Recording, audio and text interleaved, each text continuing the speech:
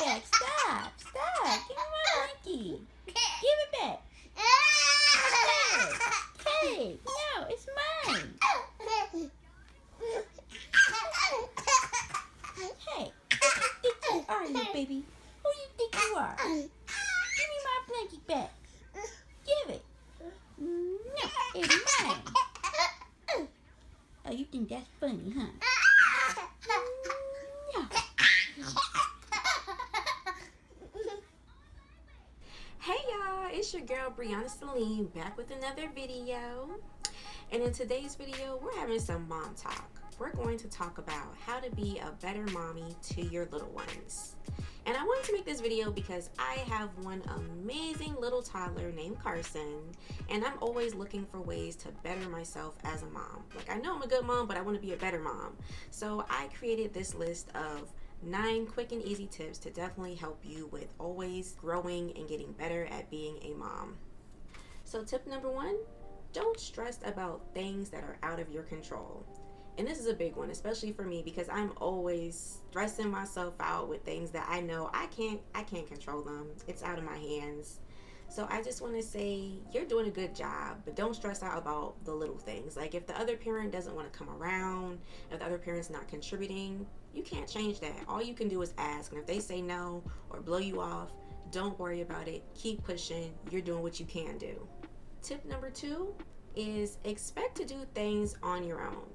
And I'm only saying that because if you keep on relying on somebody to pick your child up at this time, or you rely on the other parent to show up to that and they don't do it, now you're stuck. I like to get into the mindset of me. I'm going to do everything on my own. And if any additional help comes along the way, great, that's extra. But I need to know that I could do everything on my own if I needed to. Now, tip number 3 is a big one. Don't bash the other parent. I really should be saying don't bash the other parent in public, but let's just say don't bash the other parent, especially in front of the child, because it can really mess with your child's mental state if you're always talking bad about their dad. Like, it can really bring them down and just make them feel sad. So me, what I like to do, trust me, because I have a lot to say about my son's father, but you will never catch me talking bad about him in public.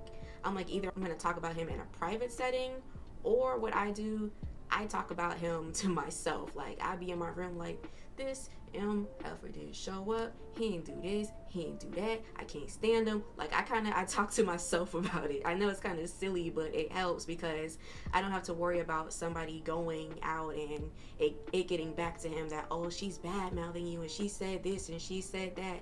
So it's like, no, it's easier just to talk to myself about it, or maybe write it down in a diary or a journal, or all else fails, you can always talk to God about it, because you know God will never tell your business.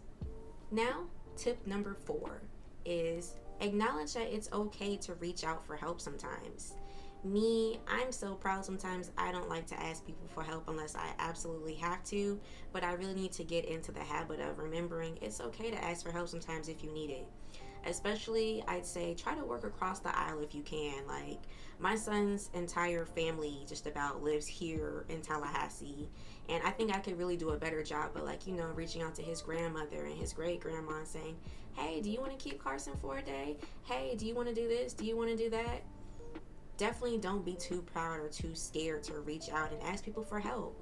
And it doesn't have to be just family. You can ask friends. Like, if you have a girlfriend that she has some free time and you're really in a crunch, you say, hey, can you keep Carson for a few hours? Like, it's okay to do that.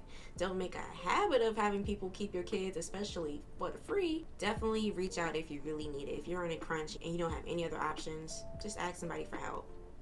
Now, if you're going to make a habit out of having that same person keep your kid, throw them some money if you can. Like, even if it's just $5, $10, just to show your gratitude, show I really appreciate you and I'm not taking your time for granted.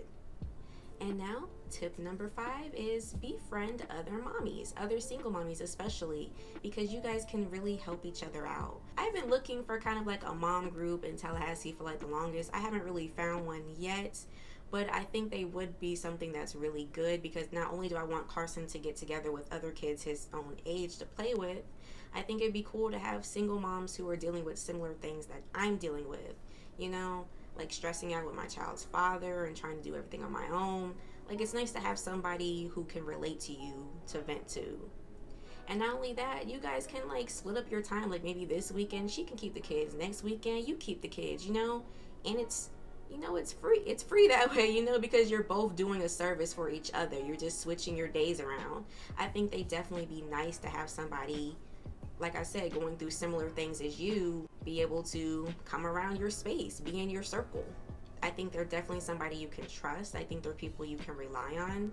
I'm not saying leave your kids with just any and everybody. Make sure you know them well enough. And I'd say only do it for like a few hours at a time. You can definitely try a play date at the park a few times first, or meet in a public setting like my son likes Chuck E. Cheese's and like urban air, places like that to really get to know people. Number 6, be prepared when you go out. Now this tip is really for moms with younger kids like me. I have a toddler, he's 2. And what I mean by be prepared is, I know y'all got the baby bags, the diaper bags, all that stuff. My son is a little bit older than that, but what he has is he has like a little, what I call a truck bag, because it's mostly filled with toy trucks. But basically it's all his little gadgets and favorite toys, and I'll throw little snacks and stuff in there for him too. That way when I go out, he's going to be occupied. He's not going to be bothering me the entire time, because he has his own stuff to do. He has his Kindle, he has snacks, he has his trucks. Because I swear, if we get in the car and this boy has one truck missing, he is screaming and acting a fool. So it's like, I got to make sure I'm prepared and I have everything he needs in one convenient place. And it's a little baggy with a little drawstring, so he even holds it himself, and he likes feeling like a big boy that he can hold his own stuff. So that's definitely something to consider. Always be prepared when you're about to go out somewhere. And now tip number 7 is plan constructive activities. This is something that's super important for me, especially on the weekends, like every Saturday and Sunday when Carson is home. I've noticed if I don't plan something for that boy, he will destroy the house. Like literally, he will destroy the house. So I try to find something to plan for him. I try to get him out of the house at least one weekend day. Like I'll take him to the park or urban air, or we'll go for a long walk, or go to the pool, something fun for him. And then when we get back, I try to plan another activity, like maybe arts and crafts day, like he could paint, finger paint, or like Play-Doh, or building together like a Lego house or something. Okay, tip number 8. Tip number 8 is to set routines. This is important for children at any age, because your kids know they have a set routine that is expected of them each and every day. So for my son Carson, his routine is the same each and every day.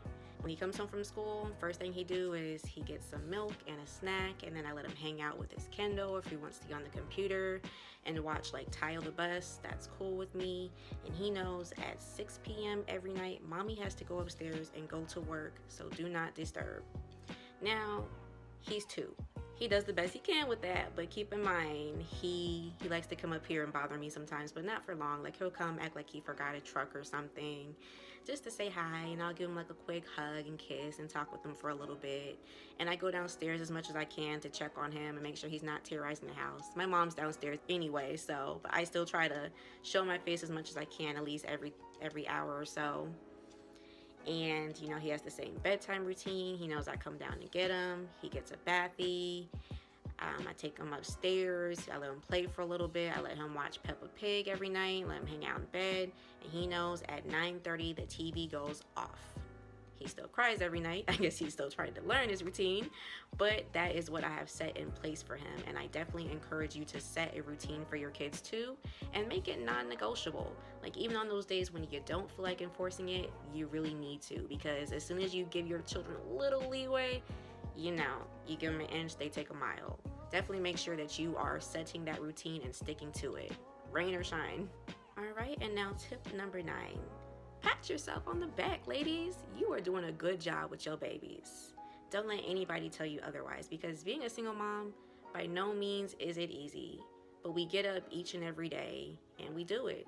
When we don't feel like it, when we're sick, when our kids are acting up, we still put on a brave face every day. And for that, we deserve you doing a good job. A pat on the back. Congratulate yourself, thank yourself, because you may not get that from anybody else. But your kids will grow up one day and realize, dang, maybe my mom was a little bit mean growing up or whatever it is, but you're raising your kids right. So make sure you hug yourself. But all right, ladies, that is the end of this video. I hope you enjoyed it. And if you did, make sure you like, comment, and subscribe. And I will see y'all next week. Bye.